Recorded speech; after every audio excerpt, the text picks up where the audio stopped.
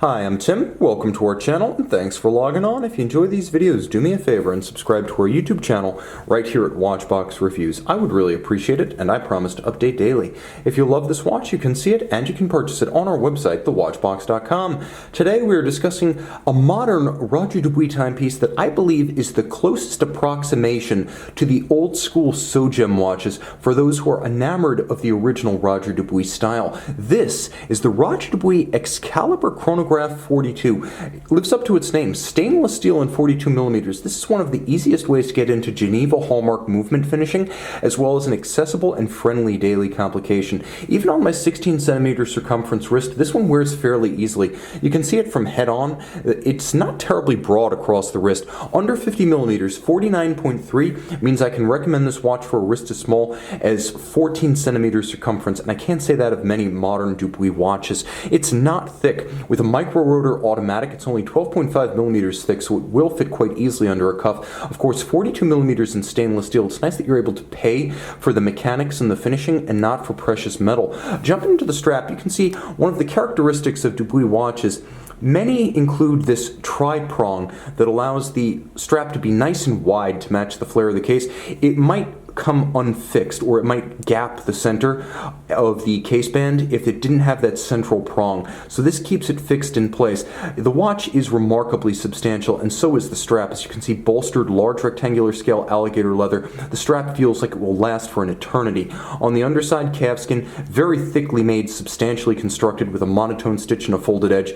Even the buckle is nice. It's a folding clasp, as you can see, twin trigger, single fold, Dubuis branded, all of high polish inside and out. That twin trigger system is designed to ensure that it doesn't accidentally deploy, so you have security while donning or removing at bedside. Also appreciate the fact that the watch itself is wonderfully open and visible, and we will get to that in a moment. But I have to talk about the case first, and I have to talk about the dial. The case is relatively muted by the standards of modern Dubuis. You can see it features a set of lozenge-style pushers, which interestingly have a little bit of an inverse fluted profile. There's a V profile that runs across their surface.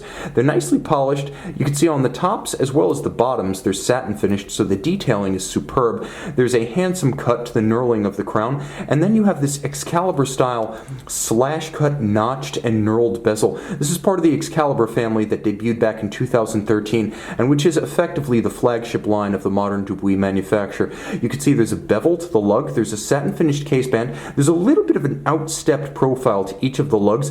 It's not a classic Calatrava or Portugueser integration of lugs and case, nor is it stepped out quite as dramatically as what you'll see on the Longa. Instead, there is definitely a body and a volume here, but it blends gracefully without being anonymous and integrated. Jump into the dial, it's a handsome piece. Sunburst, and in spectacular fashion, let's give ourselves a bit more light here. You can see it has a metallic grain that radiates out from the center, and a classical, if oversized, double register chronograph layout. You can see that the hands at center are white gold. They are something of a hybrid Dauphine, because they aren't quite a Dauphine profile at center. They're broadened a bit, but they have that fluted fashion and high polish so that they contrast well against the base.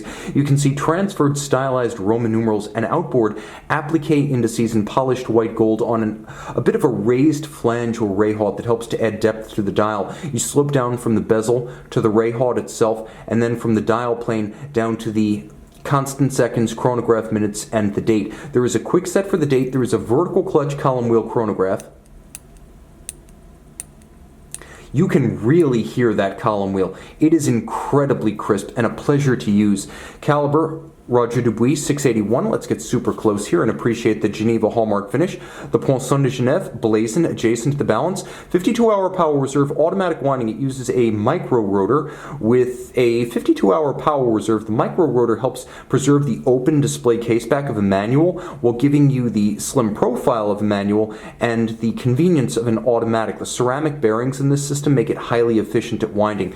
Now, if you look at the column wheel, you can see that it's beautifully executed with a polished, and I should say black polished, set of crenellated towers and a black polished screw at center. All of the bridges feature that mirrored anglage that's fat enough on the Dubuis movements that you can see it and appreciate it. See it gleaming? That's rounded mirrored chamfer. You can actually appreciate this movement without a loop. All of the screw heads are black polished with chamfered slots. You can see that there is a micro perlage across the base plate beneath the rotor as well as the balance, and a linear Côte de Genève across the bridges. It's beautifully executed. executed, and look at the mirrored anglage executed within the jewel and the screw countersinks as well.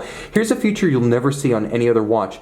You can see the vertical clutch. You can see the two pincers that release and lift the clutch. So it starts and it stops. Now it's engaged, now it's disengaged. Now the recentering hammers fall on the hard cams at center. Make sure I stop it. Just like that. And you can see the system, again, disengaged I should say, because the pincers are out. Disengaged because it lifts the clutch up, and then you reset. It's just a fun, beautiful, big, visible movement, and it cures you of the principal drawback of a vertical clutch, which is normally that you can't see them and they're ugly and hidden. This watch keeps no secrets. See it and make it yours on the Watchbox.